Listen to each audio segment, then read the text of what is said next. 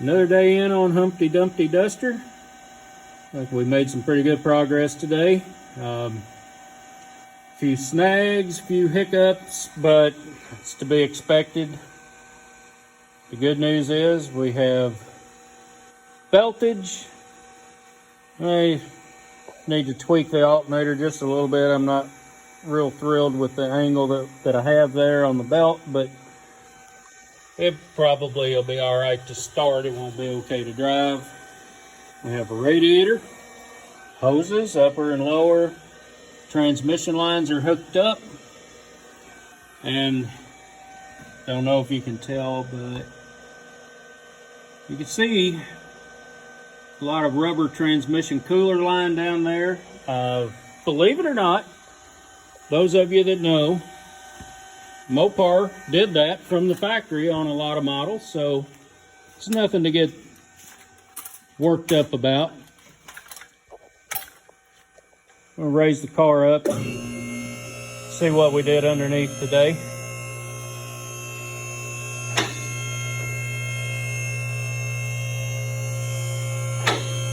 Surprisingly, building the shifter linkage was the easiest thing I did all day today.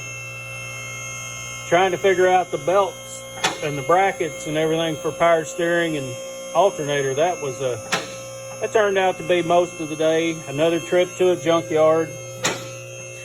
Shout out to 135 Auto Parts, Mockport, Indiana. They came through, hooked me up at a fair price for a power steering pump and brackets. I was able to reuse the hose that I had for the pressure side. Bought a new return hose, and we're all good.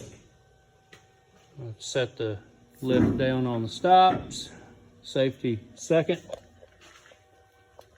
So, you can tell things are better by the way they are.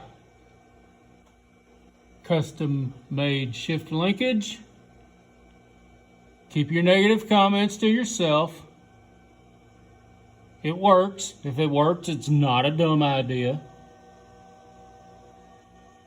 Reuse the steel lines. I would have used the full steel line front to rear, but they were pretty jacked up.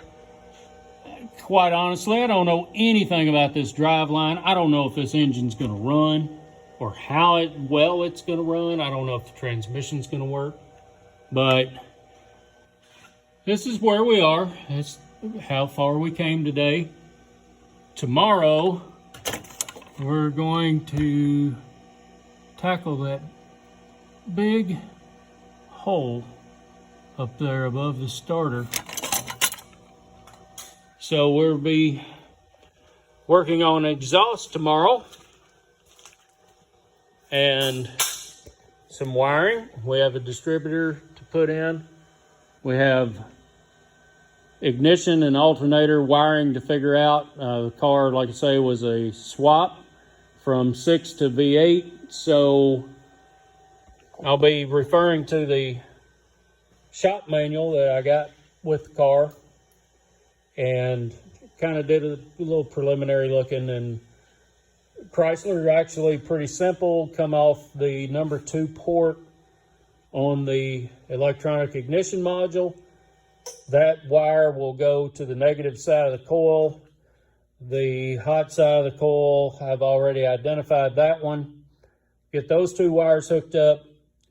I'll have to basically unwind all the loop, all the black tape that they used at the factory, separate those wires out, move them to the location they need to be for a V8 versus the leaning tower of power. We'll get that hooked up. Hopefully tomorrow afternoon, Humpty Dumpty will back out of this garage under its own power. I don't know how many years the car's been off the road. Somebody asked me that yesterday. I don't know. But on my Facebook page, I shared some pictures in a body restoration or project book page, whatever. And I got a lot of grief from the way that I hauled the car. But number one, it's my car.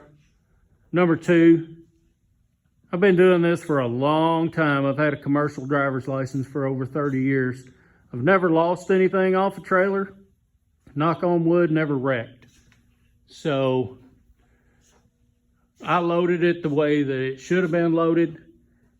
And people were critical because I threw the tag ends, the excess ends of the straps were laid over the fender, and I don't see any damage. They were just laying there, and they were nice and soft. They weren't rough straps. I just had them laying there. Made a little adjustment this morning on the hood latch. We got that working well. All the lights are working. The horn works. We got the seat bolted down. Seat belts are in. Get some exhaust on it tomorrow morning and get a ignition system. Get an ignition system wired up. Get our charging system hooked up. We should be ready to take a ride. Once again, shout out to Farmington Hills High School Auto Shop class. Guys, Humpty Dumpty's coming together very quickly. See you soon.